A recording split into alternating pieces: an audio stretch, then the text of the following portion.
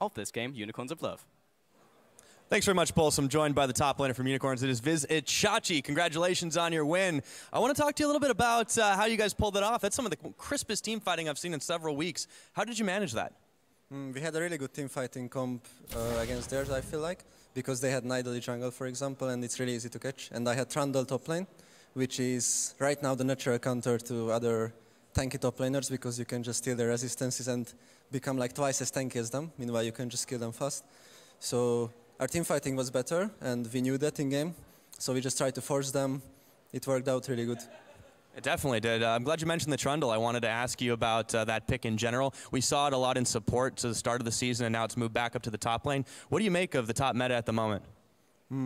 It's mostly tanks right now, but I feel like Graves, GP, and such are still really strong too.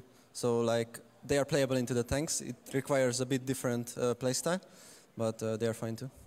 Well, please see more of that explosive action. And of course, moving ahead into playoffs, you guys have gotten yourselves another win on the board towards the end of the season. A good trend as always. But I want to ask you now, going forward, looking at the playoff seeding, where you guys expect to fall, and what do you think of your state of the team going towards that postseason? I think we are pretty good right now. We just won against H2K, and it will depend a lot tomorrow how we play. If we can grab a win there as well, I feel like we are really good to go into the playoffs. Well, a lot of people are cheering for you. As you hear, Unicorns chanted all around here. Thanks for joining me, Chachi. You can go ahead and join your team. For now, though, we're going to send it back the analyst desk way to break down how Unicorns pulled off that big win over H2K.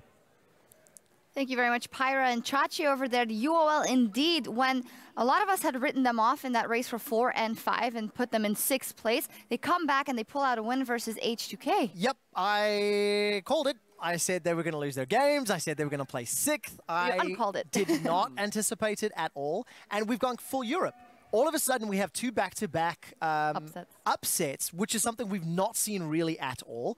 And Unicorns of Love find a performance that really got a chance by punishing H2K's over-eagerness. I still feel that H2K had made mistakes that then ended up costing themselves. Yeah, let's take a look at one of the replays. That was one of the deciding ones to get UOL back in the game. Exactly what you say. H2K, they have everything in control here, but the Unicorns of Love managed to capitalize on the overextension. Yeah, it seemed to be so good for H2K throughout the entirety of this game, but again and again, either Odoamne was getting caught out or he was over-aggressing into fights. This time was the former. He gets caught early on, and from here, it's kind of all on Forgiven to somehow outplay here on such little health. It's never really going to happen, and Steelback is so far ahead right now when he's picking up these kills. Steelback is a player that kind of is silent for the majority of times, but is putting up these massive score lines in games. And it's really interesting because when you look at H2K's games throughout the split, they tend to get their leads and snowball from towers, and then once they have map control and vision control, they make informed, smart decisions. This was a game where they tried to do that, but then they got over-eager. They got into team fights, they got into these aggressive skirmishes that actually they're not super comfortable with because most of their games don't go that way. I think it's a very rude awakening for H2K. It is slightly better to happen now in week 9 than in a quarterfinal or a semifinal where you can, be put on tilt.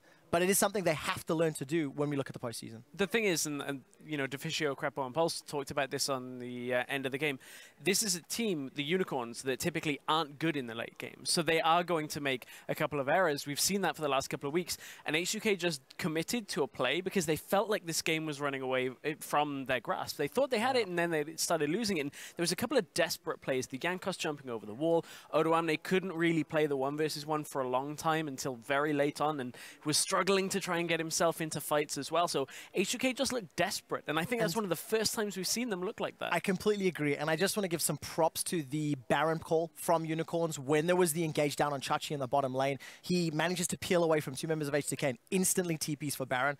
I just really like that decisiveness in terms of their teamwork and their cohesion. It managed to work, and you saw Lulex's grin at the end. He took down UOL.